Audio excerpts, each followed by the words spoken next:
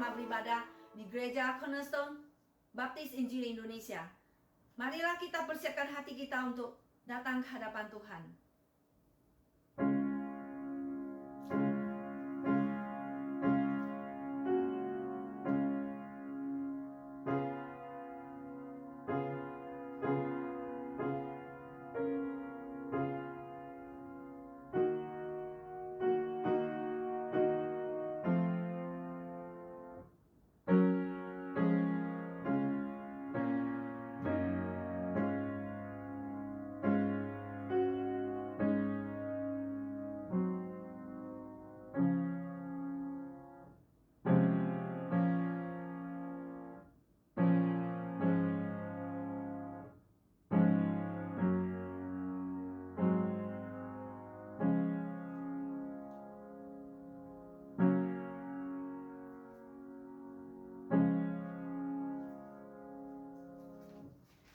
Dengarlah panggilan beribadah.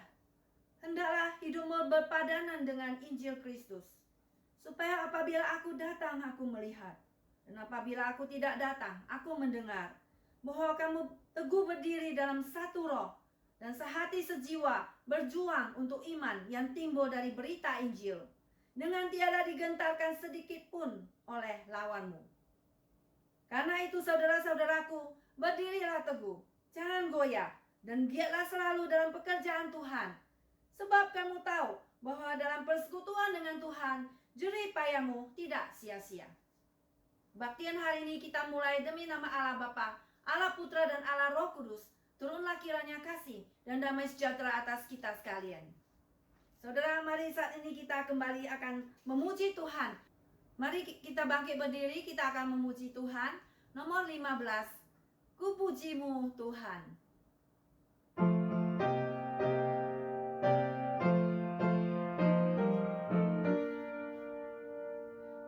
Bersyukur Tuhan, oh ku puji namamu di antara semua bangsa di bumi. Kasih-Mu tak berubah, melebihi langit, kesetiaan-Mu sampai di angkasa tinggi. Terpujilah, terpujilah Tuhan yang Maha Mulia. Mulia Allah di tempat maha tinggi. Terpujilah Tuhan yang Maha Mulia. Mulia Allah di tempat maha tinggi. Mari kita berdoa. Bapa Surgawi, kami ucap syukur pada Engkau ya Bapa. Kemuliaan-Mu mencapai di tempat yang maha tinggi. Terpuji nama Engkau ya Tuhan di antara segala bangsa. Kami ucap syukur Tuhan, kasih-Mu yang tidak berubah, yang mengatasi segalanya. Terima kasih Tuhan. Kami bersembah sujud di hadapan-Mu Tuhan. Kami ingin memuji dan memuliakan nama Engkau. Kiranya Allah Roh Kudus, Allah Tritunggal menyertai kami. Dari awal permulaan hingga akhirnya kami serahkan ke dalam tangan Engkau ibadah kami ini Tuhan. Di dalam nama Tuhan Yesus kami berdoa. Amin.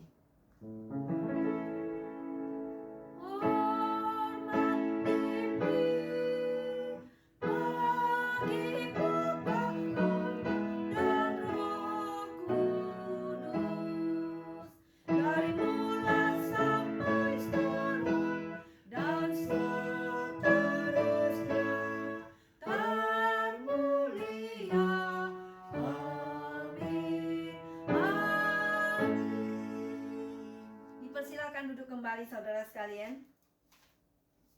Puji Tuhan saudara sekalian, saat ini kita kembali akan memuji Tuhan. Nomor 196. Sebenarnya aku tak layak.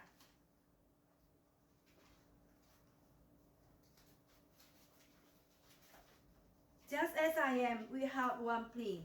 Sebenarnya aku tak layak. hanya karena darah Yesus yang memungkinkan kita untuk diselamatkan. Mari kita memuji Tuhan.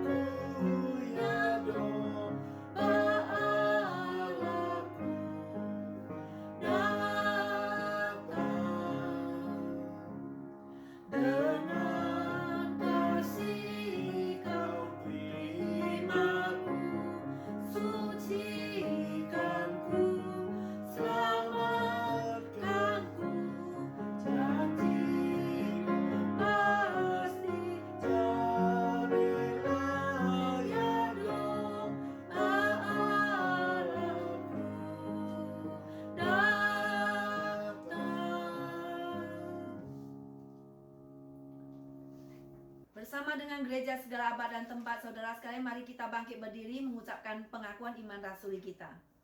Pengakuan iman rasuli. Aku percaya kepada Allah, Bapa yang Maha Kuasa, Khalik langit dan bumi, dan kepada Yesus Kristus, Anaknya yang tunggal, Tuhan kita, yang dikandung daripada Roh Kudus, lahir dari anak darah Maria, yang menderita sengsara di bawah pemerintahan Pontius Pilatus, disalibkan, mati dan dikuburkan, turun ke dalam kerajaan maut. Pada hari yang ketiga, bangkit pula dari antara orang mati, naik ke surga, duduk di sebelah kanan Allah, Bapa yang Maha Kuasa, dan dari sana Ia akan datang untuk menghakimi orang yang hidup dan yang mati. Aku percaya kepada Roh Kudus, gereja yang kudus dan am, persekutuan orang kudus, pengampunan dosa, kebangkitan tubuh, dan hidup yang kekal. Amin. Saat ini kita akan masuki kepada doa syafaat. Saudara, mari kita masuk ke dalam doa.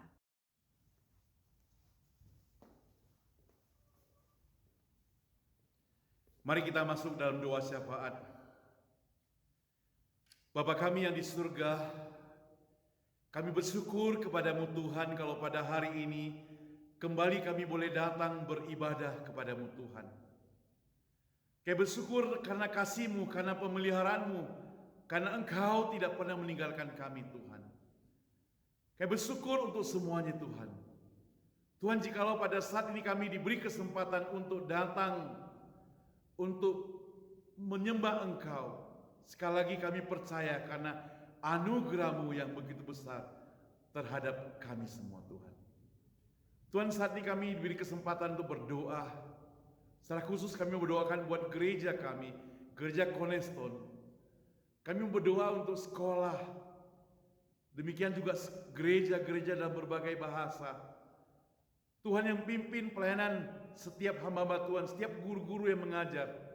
Walaupun sekolah maupun gereja belum dibuka untuk face to face atau in person, tapi Tuhan melalui kebaktian virtual, melalui belajar online, kiranya apa yang dikerjakan oleh para guru, apa yang dikerjakan oleh para hamba Tuhan, boleh jadi berkat bagi setiap orang yang mendengarkan firman Tuhan dan pelayanan mereka.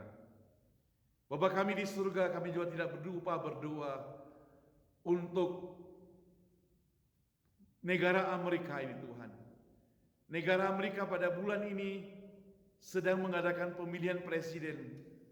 Tuhan, nyatakan kuasa-Mu, nyatakan kasih-Mu, nyatakan hikmat-Mu kepada setiap orang-orang percaya. Supaya mereka boleh memilih presiden yang terbaik, memilih pemerintah yang terbaik yang duduk di dalamnya Tuhan. Dan kami doakan supaya gereja tidak terpecah gara-gara pemilihan presiden Tuhan. Kami serahkan semua ke dalam tangan-Mu. Bapa kami di surga, kami juga berdoa untuk Presiden Jokowi di Indonesia Tuhan. Berikan hikmat kepada dia, jaga dan tetap pelihara dia Tuhan. Walaupun di sana sini ada banyak orang yang merongrong, memprotes demo dan sebagainya Tuhan. Tapi kalau memang benar apa yang dilakukan oleh Presiden Jokowi, ya Tuhan tetap pertahankan dia Tuhan. Tuhan tetap jaga dia dan pelihara dia Tuhan. Tuhan senantiasa yang memprotek dia Tuhan. Sehingga kalau ada anasir-anasir jahat yang mau menghancurkan negara Indonesia, kami usir di dalam nama Tuhan Yesus Kristus. Bapa kami di surga, kami juga berdoa untuk anak-anak Tuhan dimanapun mereka berada. Ada banyak ajaran sesat yang beredar pada saat ini, terutama di masa pandemik ini makin menjamur Tuhan dan makin giat. Dan kami berdoa, biarlah Tuhan campur tangan buat anak-anak Tuhan dimanapun berada, supaya mereka boleh belajar pengajarannya benar, menjadi anak-anak Tuhan yang benar, orang percaya benar, belajar dari firman Tuhan, belajar dari pengajaran setiap hamba Tuhan di gereja, bukan belajar dari pengajaran-pengajaran lain. Walaupun nampaknya baik, tapi ajaran yang menyesatkan Tuhan. Tuhan tolong kami Tuhan. Tuhan kami juga doa untuk kebaktian hari ini Tuhan. Kami rindu sebentar kalau firman Tuhan disampaikan, boleh jadi berkat bagi orang banyak Tuhan. Dan firman Tuhan benar-benar hidup dalam kehidupan mereka. Pakai hamba-Mu, pakai yang memimpin kebaktian maupun yang main musik, semuanya kami serahkan ke dalam tangan Tuhan. Sekali lagi Tuhan, berkati gereja Cornerstone Indonesia yang ada di San Francisco ini Tuhan.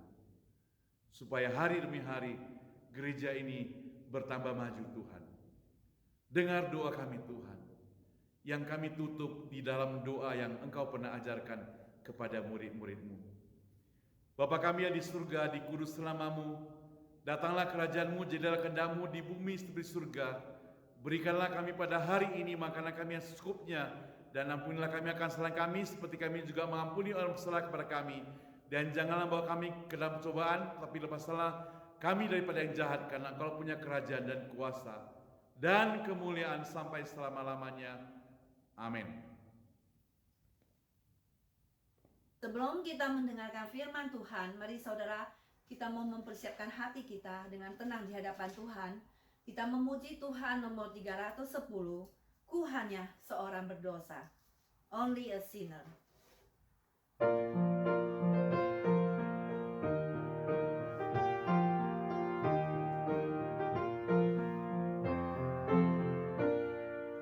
Semua milikku Tuhan yang beri, sejak ku percaya kepadanya, tiada yang dapat ku banggakan. Ku hanya seorang berdosa.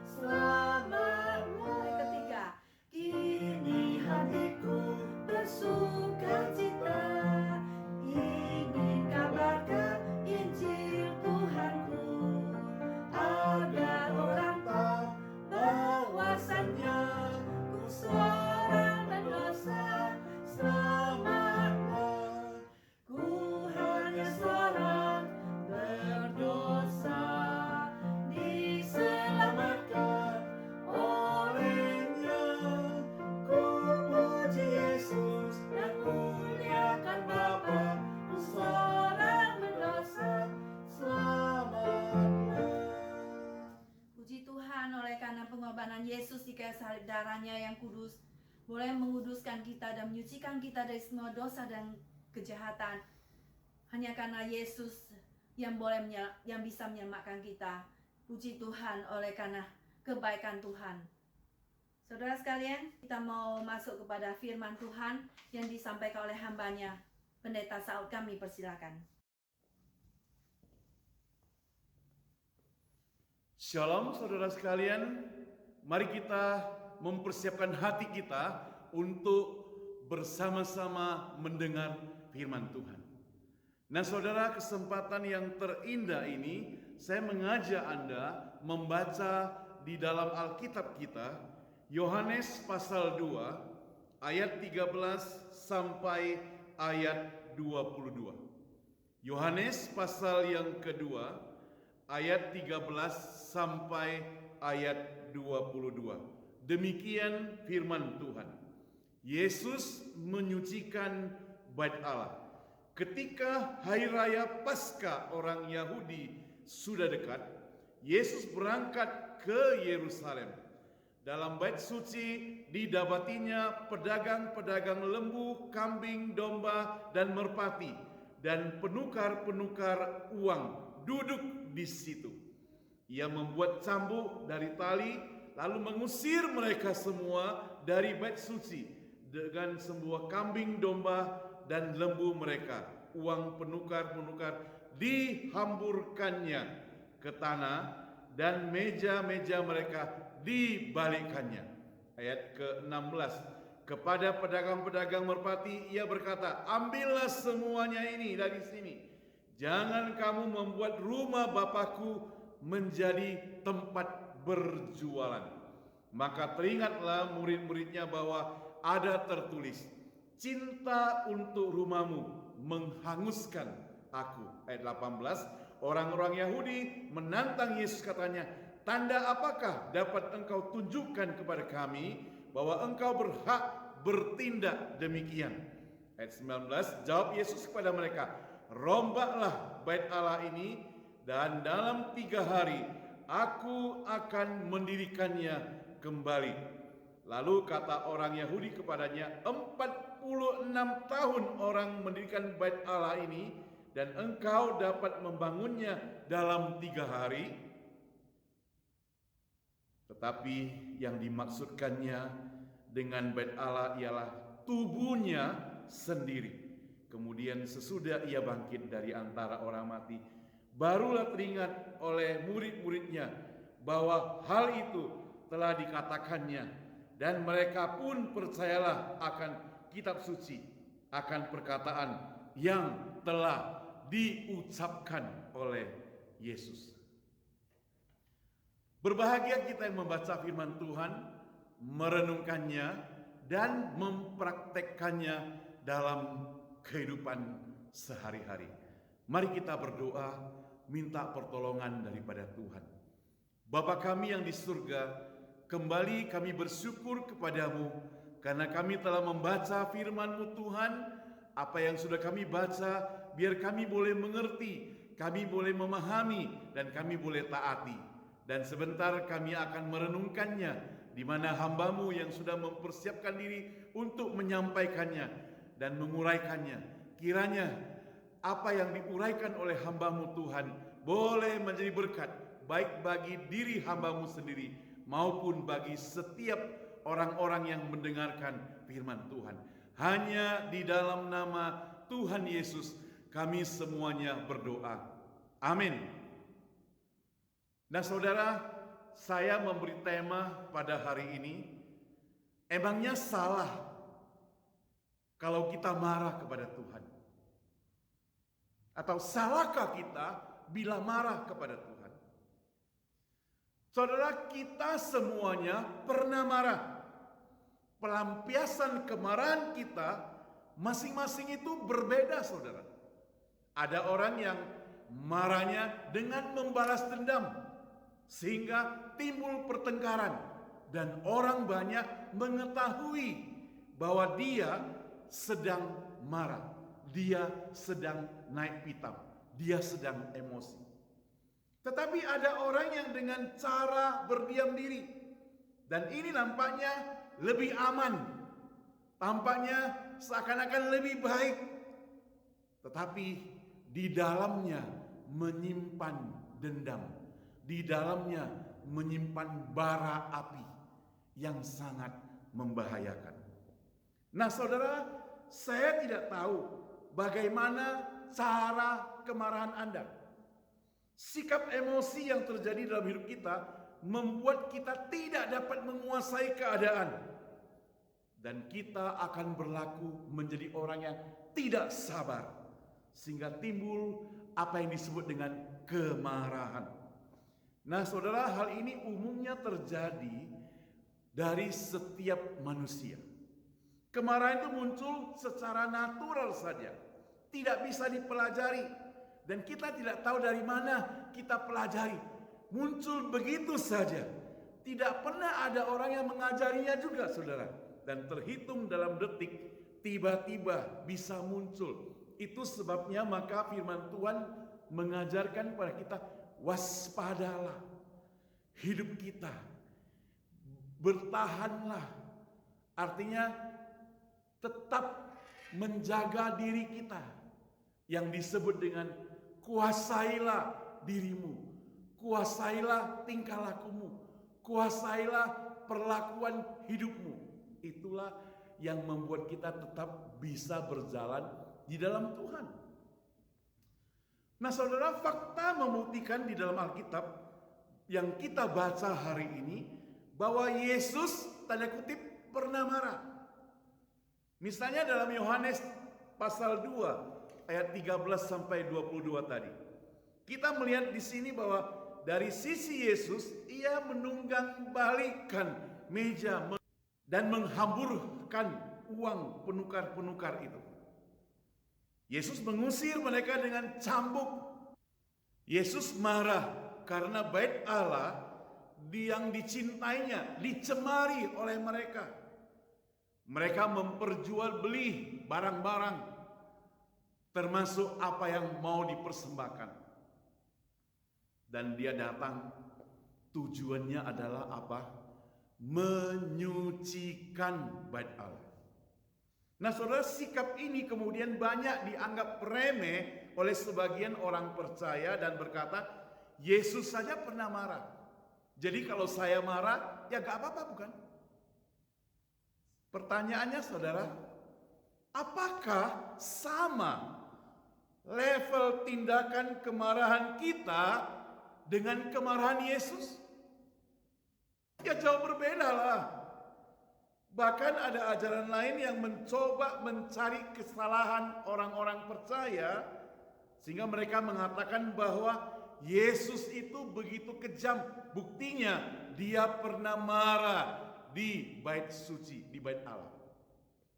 Tetapi semua itu hanya dikatakan oleh orang-orang yang tidak memahami pengajaran Alkitab.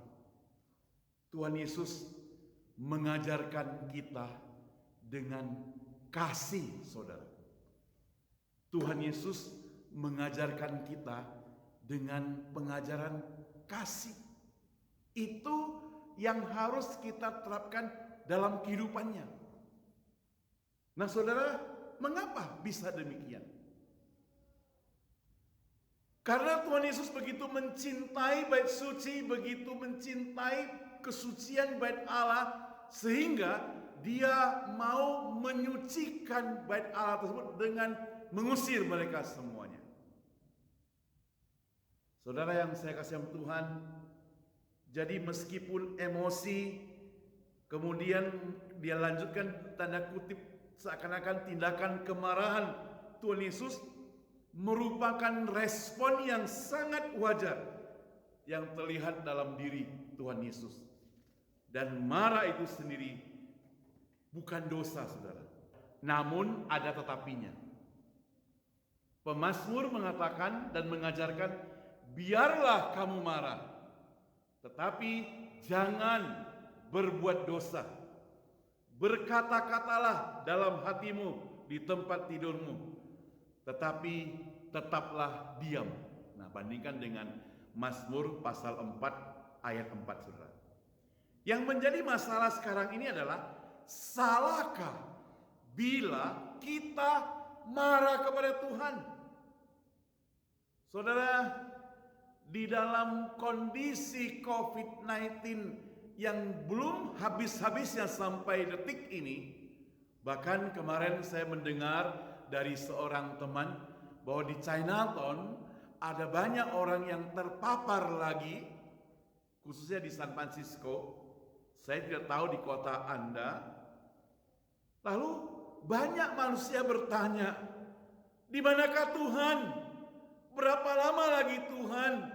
Berapa lama lagi penderitaan seperti begini?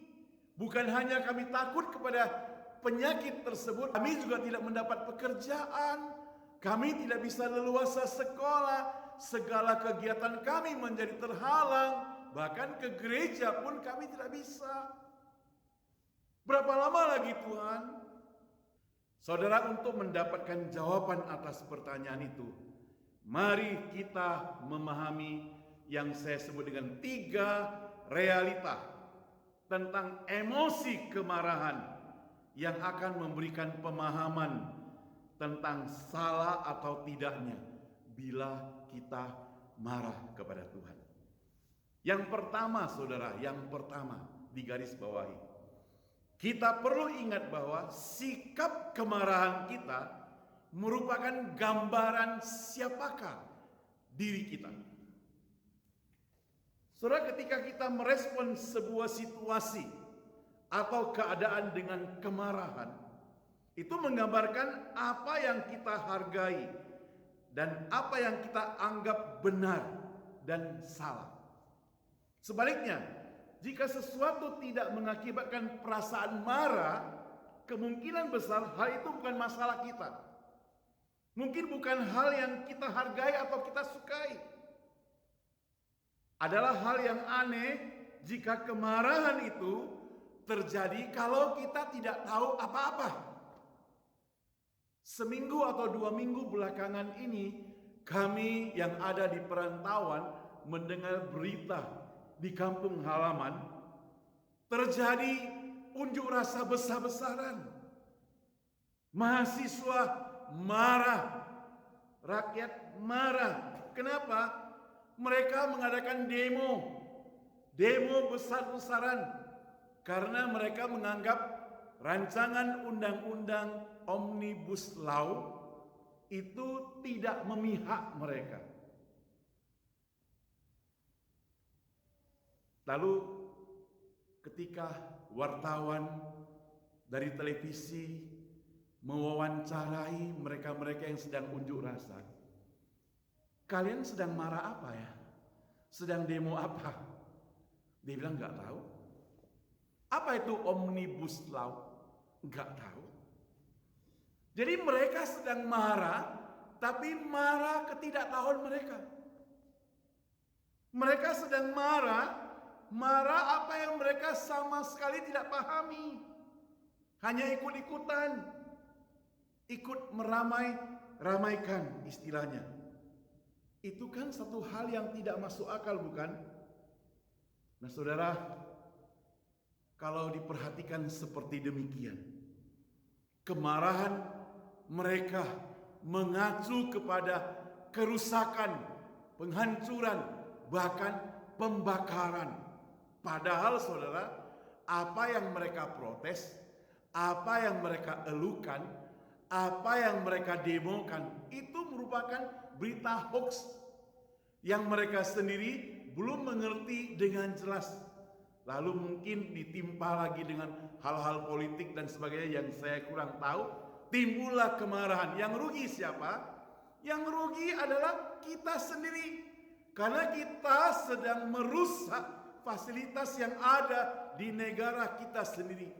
Itu sebabnya jangan heran kalau wali kota Surabaya Ibu Risma itu marah sekali kepada mereka, apalagi pelajar-pelajar yang terlibat dalam unjuk rasa ini. Harus panggil orang tuanya datang, panggil ibunya datang, supaya anak-anak tersebut mencium kaki ibunya, minta maaf karena mereka telah melakukan hal-hal yang tanda kutip tidak berguna. Karena ada banyak hal yang bisa diselesaikan dengan tidak marah. Bisa duduk sama-sama mendiskusikannya. Apalagi yang terjadi adalah kesalahpahaman. Saudara, tak kalah suatu keadaan yang ternyata berbeda dengan apa yang kita perkirakan, maka secara alami memang seringkali ada gesekan emosional kita yang makin memanas, yang makin berkobar, istilahnya makin membara, maka timbul frustrasi, kekecewaan, gangguan, merasa tidak puas, dan akhirnya meletuslah kemarahan. Saudara, kita akan terpancing marah karena jadwal pesawat kita tertunda sehingga membuat kita terlambat. Seorang anak remaja akan marah jika ia diperlakukan secara tidak adil. Walaupun ia tidak dapat membalasnya, tapi dalam hatinya berkobar-kobar marah. Apalagi dia dibully, saudara. Kekuatan penguasaan diri dapat kita pilih sehingga amarah kita dapat kita pendamkan, dapat kita selesaikan, dapat kita bereskan. Seringkali amarah yang munculnya mendadak menimbulkan kekecewaan, menimbulkan penyesalan. Saudara, saya baru terima satu video klip. Nanti kalian bisa lihat. Video klip itu menceritakan ada satu keluarga sedang berangkat ke luar negeri barangkali, tetapi mungkin mereka datangnya telat, sementara anaknya itu lelet-lelet lagi sampai ditarik di lantai untuk mengejar pesawat yang sudah hampir terbang. Tapi begitu mereka tiba di depan gerbang sebelum masuk ke pesawat, apa yang terjadi? Pintunya sudah ditutup, pesawatnya sudah jalan. Si bapak marah sekali, emosi sekali, dia marah sekali terhadap anaknya karena kejadian itu. Lalu anaknya disuruh lihat itu pesawat, itu pasti gara-gara kamu ya, itu pasti gara-gara kalian ya, itu pasti gara-gara tingkah lakumu ya, awas ya, barangkali dia sudah ancam sampai demikian. Tapi pesawat itu jalan terus, gak kembali. Jalan, karena dia sedang berpacu mau terbang. Tetapi belum terbang, tiba-tiba pesawat itu meledak. Apa yang terjadi? Wah, si bapak langsung kaget, kemudian lompat gembira. Semua keluarga lompat gembira, tertawa, terbahak-bahak. Saya tidak tahu, mungkin ini sebuah video klip film, tetapi dalam video klip ini menggambarkan bahwa orang bisa marah tiba-tiba karena kepentingan diri sendirinya terganggu. Tapi begitu terjadi peledakan, mereka gembira. Karena apa? Karena kepentingannya tidak terganggu, bahkan menguntungkan. Itulah yang disebut dengan orang lebih senang melihat orang susah daripada melihat orang senang. Dia sedang bergembira terhadap penderitaan orang lain. Video itu demikian. Jadi hati-hati dalam kemarahan. Jadi jika kita mendapati diri kita sedang marah kepada Tuhan, itu mengungkapkan bahwa kita mengira bahwa Tuhan itu tidak adil. Kita mengira bahwa Tuhan itu melakukan suatu hal yang salah. Dan saudara, bila kita sampai berpendapat demikian, itu artinya kita belum mengenal Tuhan Allah yang sesungguhnya. Karena Allah yang sesungguhnya adalah Allah yang maha tahu, Allah yang maha pengasih, Allah yang maha penyayang, Allah yang maha mengerti, sehingga dia tidak mungkin merancang hal yang salah, sehingga dia tidak mungkin merancang hal yang jahat kepada kita.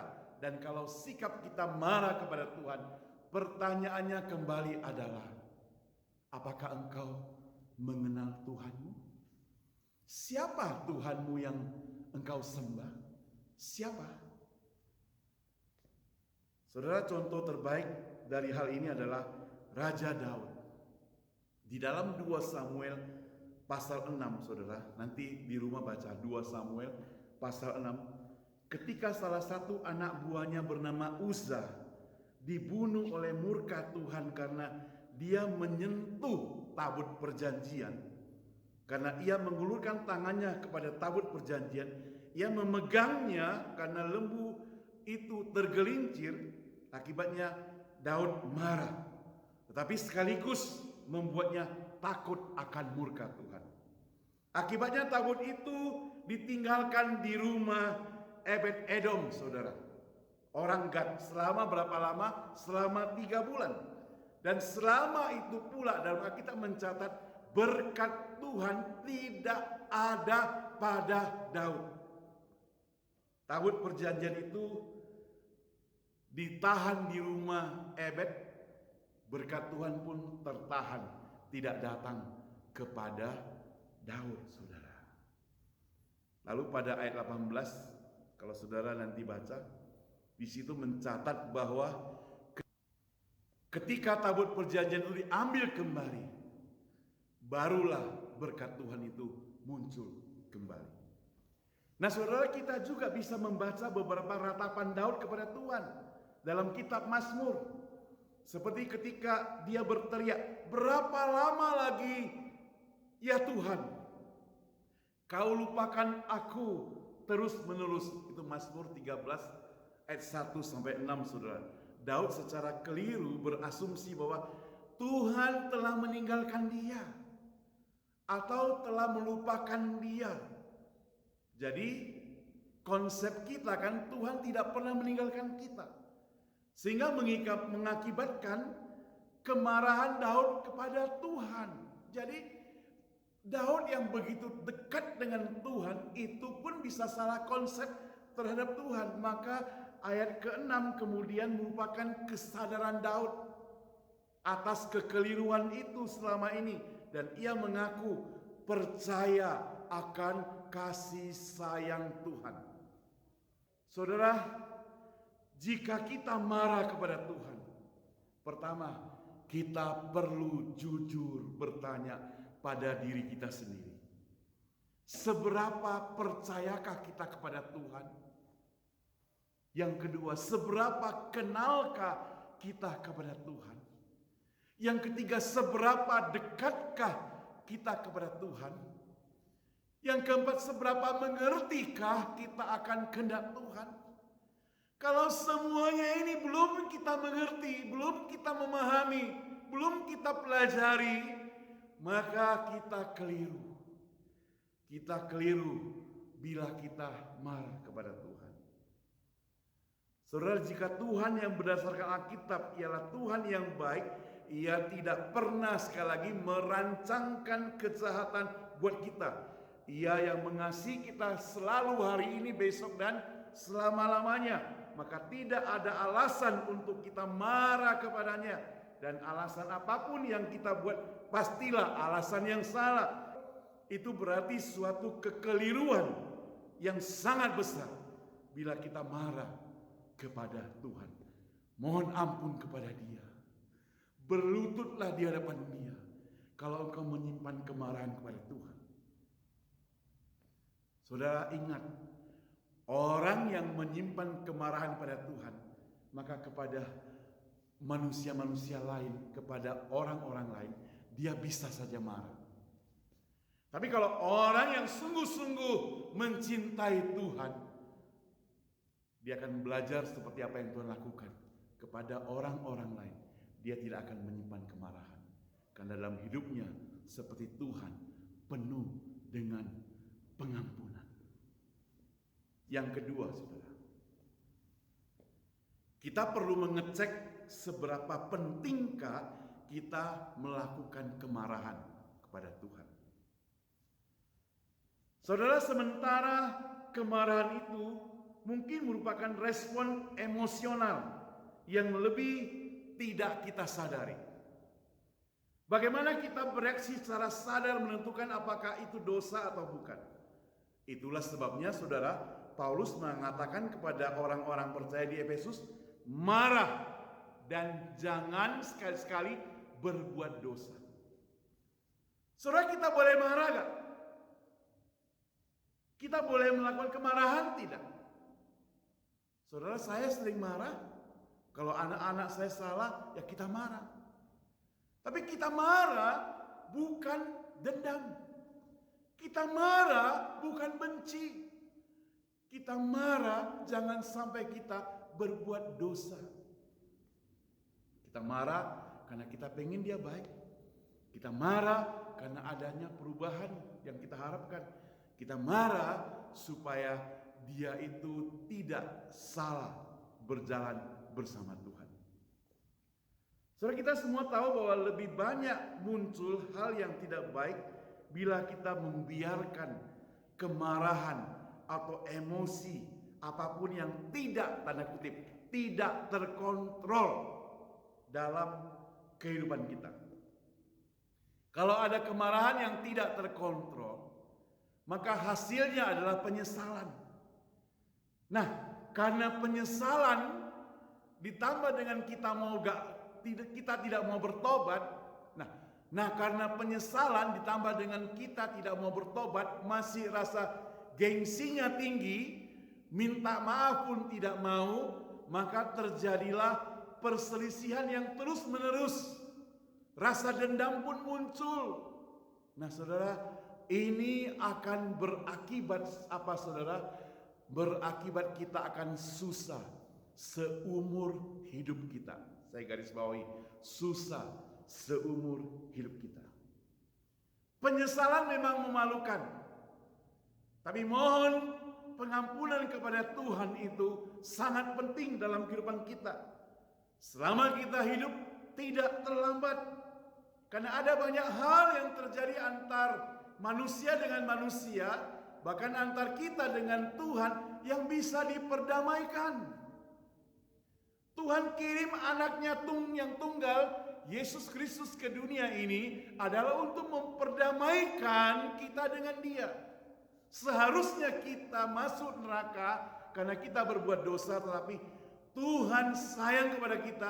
Dia korbankan anaknya yang satu-satunya ini, yaitu Yesus Kristus, untuk menyelamatkan kita. Dan kita percaya bahwa Yesus itu benar-benar adalah Tuhan. Mengapa saya harus garis bawahi Yesus itu benar-benar Tuhan? Karena ada gereja yang menamakan dirinya gereja Tuhan Maha Kuasa. Kalau saudara cari di internet banyak itu yang menyebutkan Yesus itu bukan Tuhan. Bahkan dikatakan Yesus akan datang lagi nanti dalam bentuk perempuan, saudara. Cilaka. Itu tidak sesuai dengan Alkitab, saudara. Itu berarti ajaran yang sesat, saudara. Penyesalan bukan dosa. Penyesalan membawa kepada kita pertobatan. Kalau kita mau kembali kepada Tuhan. Saudara, memang benar tidak semua kemarahan itu menjadi negatif. Kemarahan ada yang bertujuan baik untuk memperbaiki orang, tapi dengan kasih loh, saudara. Namun bila kemarahan dibarengi dengan rasa kebencian, maka kemarahan seperti ini menjadi kemarahan yang negatif, tidak dengan kasih. Maunya menghancurkan orang itu, maunya buat orang itu bangkrut, buat orang itu kacau balau dan sebagainya. Sebagai anak-anak Tuhan, semestinya kemarahan kita itu dengan kasih. Cara penyampaiannya kita berbeda. Kemarahan yang positif tidak akan berakibatkan permusuhan. Karena kita sifatnya memperbaiki. Tapi justru mengharapkan perbaikan sehingga ditutup dengan saling memaafkan dan saling pengampunan. Timbullah kasih. Menerima kembali. Saudara, kita sebagai anak Tuhan tidak boleh gegabah bila marah. Makanya mengapa Yakobus menginstruksikan supaya kita cepat untuk mendengar, tapi lambat untuk berbicara, dan lambat untuk marah, saudara. Yakobus pasal 1 ayat 19. Karena bukan kemarahan kita sendiri yang menyakiti orang lain, saudara, melainkan bagaimana kita bereaksi terhadap perasaan dengan kata-kata, sikap, dan tindakan kita. Mungkin maksud kita baik, tapi cara penyampaian kita jahat, bisa timbul hal-hal yang negatif juga. Jadi hati-hati, saudara. Dalam Bilangan 20, Musa sangat marah dengan orang Ibrani karena pemberontakan mereka dan kurangnya iman, sehingga dia bertindak dengan memukul batu 2 kali, padahal Tuhan Allah hanya menyuruh dia ketuk. Menariknya, saudara, meskipun ketidaktaatan yang dipicu marah Musa masih efektif menghasilkan air, batu itu masih menghasilkan air. Tapi Tuhan menghukum Musa atas tindakan dosanya dengan menyatakan, tetapi Tuhan berfirman kepada Musa dan Harun, karena kamu tidak percaya kepadaku dan tidak menghormati kekudusanku di depan mata orang Israel, itulah sebabnya kamu tidak akan membawa jemaah ini ke negeri yang akan kuberikan kepadamu. Maka penggantinya kemudian adalah siapa? Yosua dan Kaleb. Jadi jika kemarahan kita terhadap Tuhan ditempatkan secara salah, itu hanya menjadi dosa, saudara. Apalagi dengan segala tindakan kita yang menyakiti hati Tuhan. Saudara, Yusuf mengakui ini. Ia membandingkan segala penderitaan yang terjadi dalam dirinya akibat ulah dari saudara-saudaranya. Ia tidak marah kepada Tuhan. Ia tidak komplain kepada Tuhan. Apa yang Yusuf alami tidak membuat Yusuf itu menjadi emosi yang tidak terkontrol. Ia tidak merasa tidak adil, saudara. Bahkan dia berkata kepada saudaranya, memang kalian telah merekah-rekahkan kejahatan terhadap aku, tetapi Allah merekah-rekah kebaikan untukku. Luar biasa itu apa yang dikatakan oleh Yusuf, bukan? Nah, saudara sebagai seorang ayah saya, atau saudara sebagai seorang ibu atau ayah yang punya anak, ketika anak-anak kita marah pada kita karena kita mengambil keputusan yang mereka tidak suka ataupun keliru, maka kita akan berusaha menjelaskan maksud baik yang kita lakukan. Dan saya pikir setiap orang tua yang tanda kutip normal, mereka pasti sayang kepada anak-anaknya. Dia tidak pernah akan merekayasa yang jahat kepada anak-anaknya. Sehingga kalaupun ada larangan, kalaupun ada pencegahan, kalaupun ada kata tidak boleh dari orang tua, itu bukan berarti orang tuanya jahat. Orang tuanya ingin bermaksud baik terhadap anak-anaknya. Sama seperti tindakan Tuhan yang dilakukan Tuhan, tapi kita bukan. Kadang apa yang Tuhan rancangkan dalam kehidupan kita, kita tidak mengerti. Kita merasa menderita, kita merasa susah, kita merasa Tuhan tidak adil. Tapi sebenarnya Tuhan telah merancangkan suatu keadilan yang baik. Suatu keadilan yang sungguh-sungguh terjadi dalam kehidupan kita. Sama seperti video klip tadi, di mana satu keluarga itu merasa bahwa hal ini terjadi tentunya merupakan hal yang tidak menyenangkan. Pesawat sudah terbang, pesawat sudah pergi. Tetapi ada hal positif ketika mereka melihat ternyata Tuhan, kalau mereka sebagai orang percaya yang sungguh-sungguh, ternyata Tuhan masih beri kesempatan kepada mereka untuk hidup. Berapa banyak kali Allah Bapa kita di surga harus menyatakan belas kasihannya kepada kita. Tuhan Allah menyatakan belas kasihan pada kita tidak terhingga, saudara. Makanya kita tidak layak memperhitungkan kesalahan Tuhan. Apalagi Tuhan tidak pernah salah. Kita yang membutuhkan Tuhan, bukan Tuhan membutuhkan kita. Maka apapun yang terjadi dalam kehidupan kita, reaksi bukan kemarahan, tetapi reaksi kita adalah perbaikan.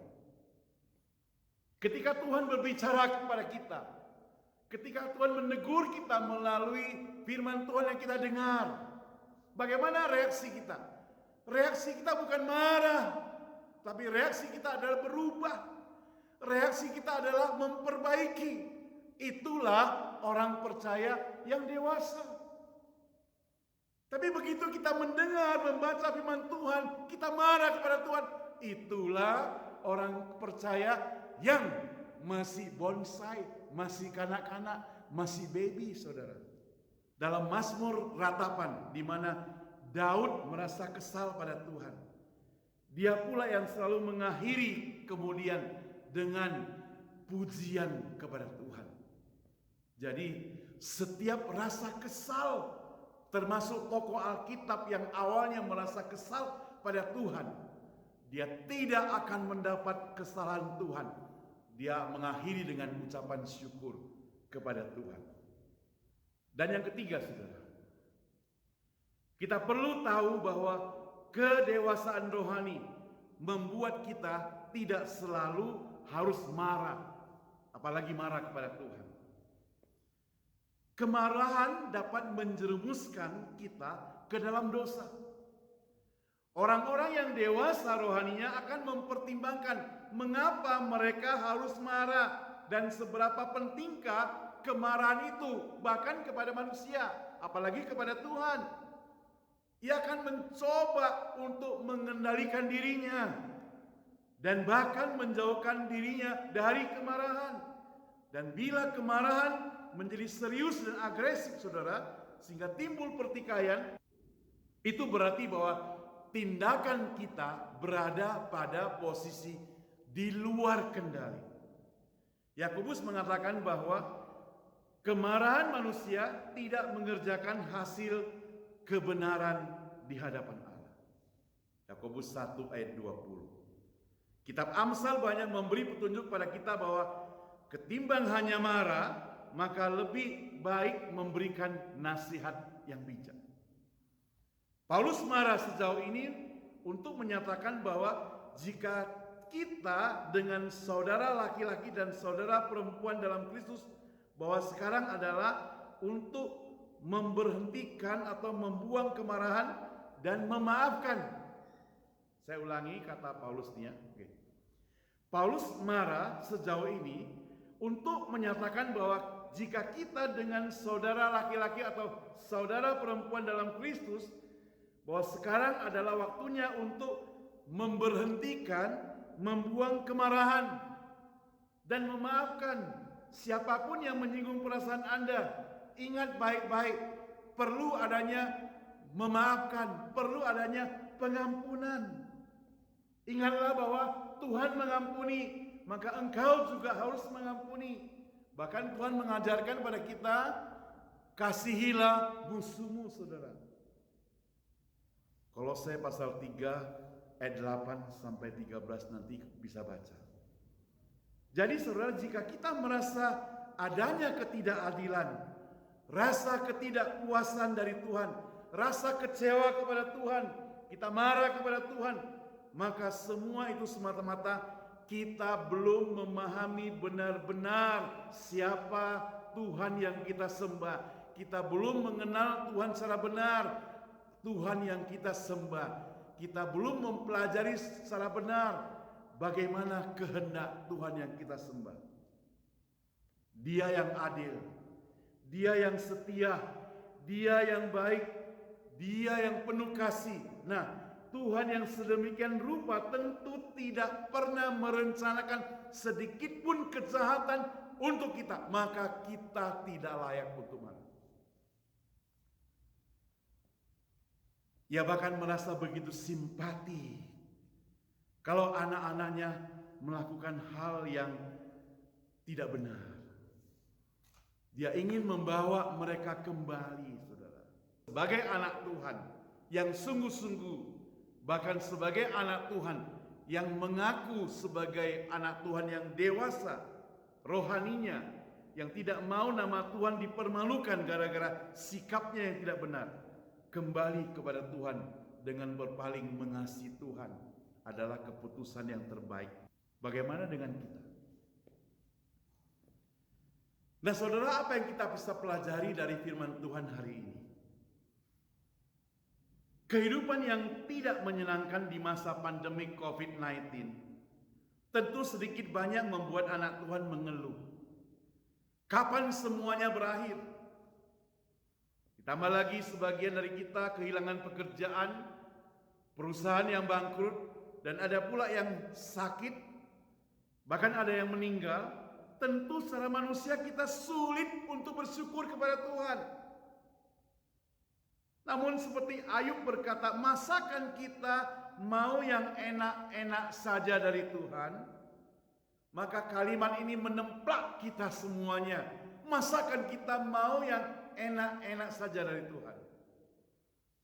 Saudara, jika hari ini ada di antara kita merasa kecewa, marah pada Tuhan, merasa Tuhan tidak memperhatikan, merasa Tuhan tidak adil, maka Tuhan berkata kepada Anda, apakah yang tidak adil? Anda belum benar-benar mengenal aku. Merasa Tuhan tidak mengasihi. Apa yang tidak mengasihi? Anda belum benar-benar mengenal aku. Engkau kan masih hidup hari ini. Engkau kan masih sehat hari ini. Engkau kan masih punya keluarga hari ini. Engkau kan tidak sampai kelaparan, menderita sakit penyakit. Engkau kan masih dilindungi. Engkau kan masih diperhatikan. Apa yang tidak adil? Bahkan bagi orang percaya, kematian pun, panggilan Tuhan atas orang-orang percaya pun termasuk adil. Karena Tuhan mengasihi dia, membawa dia kembali ke rumah Bapa. Amin, saudara. Ingatlah, jika tidak dapat mengasihi Tuhan, maka jangan harap kita mengasihi orang lain. Saya garis bawahi, jika engkau tidak dapat mengasihi Tuhan, jangan harap engkau dapat mengasihi orang lain. Dan kalaupun engkau dapat mengasihi orang lain, itu kasih yang secara manusia. Kasih yang disebut kasih karena. Karena engkau baik, aku mengasihi engkau. Karena engkau teman dan sahabatku, aku mengasihi engkau. Maka diragukan kasih seperti itu. Karena kasih yang seperti itu yang tanpa Tuhan, nanti suatu kali karena engkau jahat, maka aku membenci engkau, saudara. Dia katakan demikian. Tapi kalau seseorang sudah mengalami kasih daripada Tuhan, yang disebut dengan kasih walaupun engkau jahat, aku mengasihi engkau. Itu adalah praktek kehidupan orang yang benar-benar mengasihi Tuhan. Yang pasti Tuhan Yesus sudah mengerjakan hal ini di atas kayu salib. Walaupun engkau menyalibkan aku berkata kepadamu, ya Bapa, ampunilah, sebab kalian tidak tahu apa yang kalian perbuat. Saudara, kembalilah kepada Tuhan. Ubahlah kemarahanmu. Ubahlah kesalahpengertianmu. Ubahlah kejengkelanmu. Ubahlah kekecewaanmu menjadi satu ucapan syukur kepada Tuhan. Menjadi satu sukacita kepada Tuhan. Seperti Daud yang kemudian memuji Allah, Engkau yang setia. Engkau yang maha kasih. Yesus datang ke dunia ini, saudara, mau mencari, menyelamatkan engkau, mau membawa engkau kembali kepadanya. Ketika engkau kecewa, marah, buang semuanya itu. Karena Tuhan mengasihimu. Kalau engkau marah kepada saudaramu, Tuhan mengasihimu. Pada Onesimus, itu budaknya Filemon yang pernah mencuri harta kekayaan Filemon. Ketika dia bertemu dengan Paulus, dia bertobat dan Paulus kembalikan dia kepada Filemon. Paulus katakan, terimalah dia. Dulu dia tidak berguna bagimu, tetapi sekarang berguna bagimu dan juga bagiku, karena dia sudah mau bertobat. Tuhan Yesus juga demikian mau katakan pada kita, dulu engkau memang tidak berguna, dulu engkau adalah sampah, dulu engkau adalah debu yang tidak artinya di hadapan Tuhan. Tapi datanglah kepada Tuhan, Dia akan angkat harkat martabatmu, memberikan engkau keselamatan. Kalau engkau mau bertobat pada Tuhan, menjadikan engkau yang tidak berguna menjadi berguna. Ketika engkau sudah menjadi orang yang berguna, maka engkau akan mengasihi Tuhan. Dan ketika engkau sudah mengasihi Tuhan dengan sungguh-sungguh, maka engkau juga akan mengasihi saudaramu dengan sungguh-sungguh. Ketika engkau sudah mengasihi Tuhan dengan sungguh-sungguh, menerima pengampunan daripada Tuhan dengan sungguh-sungguh, maka engkau akan mengasihi saudaramu dengan sungguh-sungguh. Engkau juga akan mengampuni saudaramu dengan sungguh-sungguh. Sungguh indah bukan? Sungguh indah bukan? Mari kita berdoa. Bapa yang di surga, kami datang kepadamu Tuhan. Oh Tuhan, selidikilah hati kami yang terdalam. Selidikilah apa yang menjadi persoalan dalam hidup kami Tuhan. Selidikilah rasa ketidakpuasan kami. Selidikilah rasa ketidakadilan kami. Selidikilah rasa kemarahan kami. Semuanya itu kami lakukan ternyata karena salah pengertian kami kepadamu Tuhan. Karena kami masih belum mengenal Engkau. Oh Bapa kami di surga, ketika kami sudah mengenal Engkau, bahwa Engkau yang baik, Engkau yang mengasihi, Engkau yang mengampuni, Engkau yang tidak pernah menyakiti kami, ampuni kami Tuhan.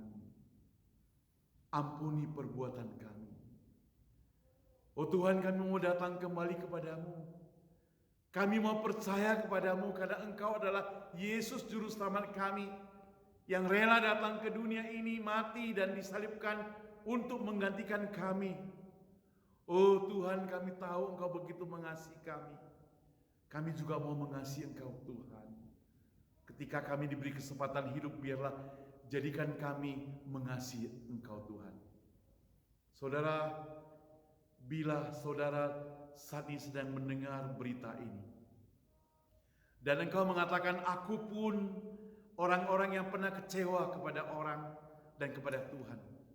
Aku pun orang yang sedang marah kepada manusia dan kepada Tuhan. Aku pun orang-orang yang merasa tidak adil terhadap manusia dan Tuhan. Datanglah. Tuhan Yesus mengatakan, datanglah kepada Dia. Kembalilah kepadanya. Dia seperti bapa yang anak bungsunya sudah pergi jauh, menghabiskan segala harta kekayaan, sekarang mau pulang, maka Tuhan Allah buka tangannya, si bapa buka tangannya menyambut anaknya. Tuhan Allah akan menyambut engkau kembali. Jadilah anak Dia. Hargailah Dia dengan penuh kasih. Mohon pengampunan daripada Dia, sehingga engkau dan saya menjadi anak Tuhan yang penuh kasih juga, yang dapat mengasihi Tuhan dan mengasihi sama manusia. Dengan demikian, ada kedamaian terjadi dalam hidup kita ini, karena kita percaya pada Tuhan Yesus yang sungguh-sungguh mengasihi kita. Tuhan, kami menyerahkan jemaat kami ke dalam tangan Tuhan. Mereka yang sedang mencari pekerjaan, yang sedang sakit, sembuhkan mereka Tuhan. Dan Tuhan berkati setiap kami yang sudah mendengarkan firman Tuhan hari ini Tuhan. Kiranya Tuhan sendiri yang menilik hidup kami yang paling dalam. Dan hanya di dalam nama Tuhan Yesus Juru Selamat kami yang hidup, kami berdoa. Amin. Terima kasih. Tuhan memberkati Anda semua. Puji Tuhan untuk firman-Nya. Biarlah firman Tuhan boleh membimbing hidup kita di dalam perjalanan hidup kita. Mari kita kembali memuji Tuhan untuk menyambut khotbah yang baru disampaikan oleh hamba-Nya, dan kita akan memberikan persembahan kepada Tuhan. Mari kita memberikan yang terbaik kepada Tuhan, di mana firman Tuhan berkata, berikanlah kepada Kaisar apa yang kepunyaan Kaisar, dan kepada Tuhan apa yang kepunyaan Tuhan.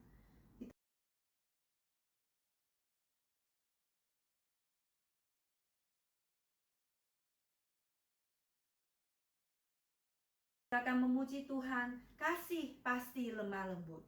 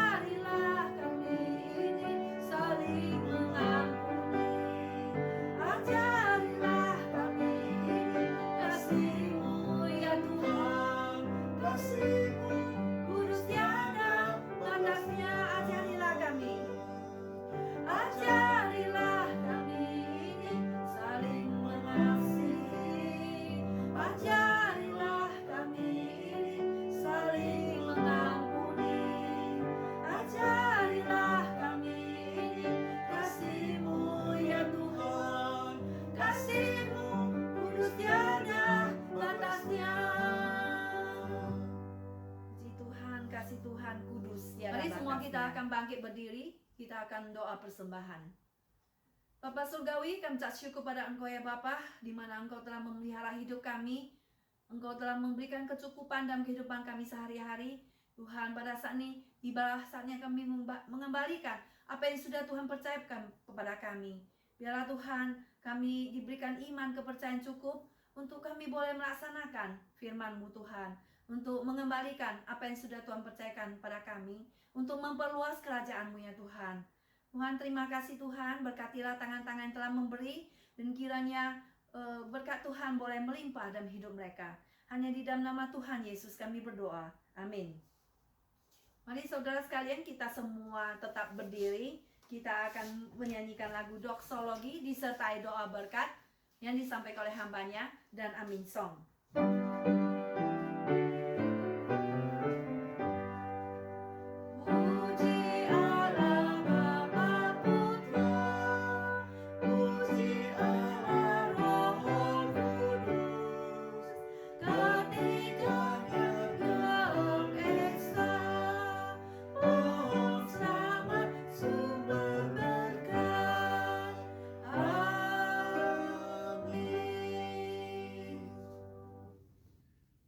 Jemaat sekalian, mari kita terima berkat Tuhan.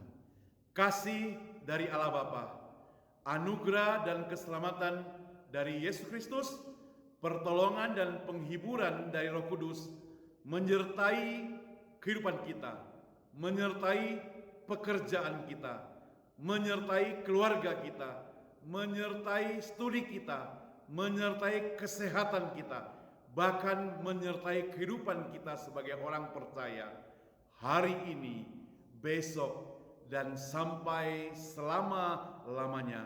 Amin.